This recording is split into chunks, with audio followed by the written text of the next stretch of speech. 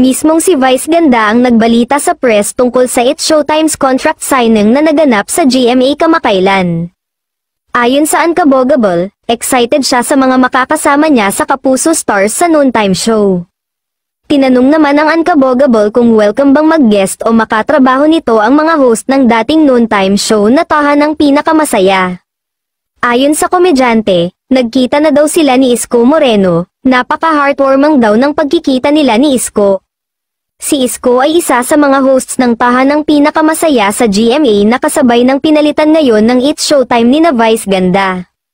Nagkita raw ang dalawa sa isang event, ani Vice Ganda, nagyakapan daw sila ng dating alkalde ng lungsod ng Maynila.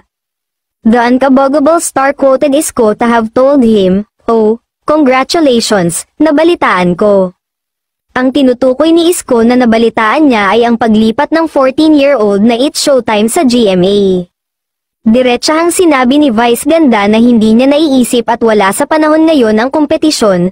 Maaalalang isang male executive ng GMA Network ang gusto na isalang si Isko bilang host ng Showtime. Ang gusto niya kasi, ilipat si Isko Moreno mula Tahanang Pinakamasaya sa It's Showtime. Agad namang sumang-ayon ang isa pang lady executive at iba pang executives at may isang nagsabing mas magiging masaya umano ito.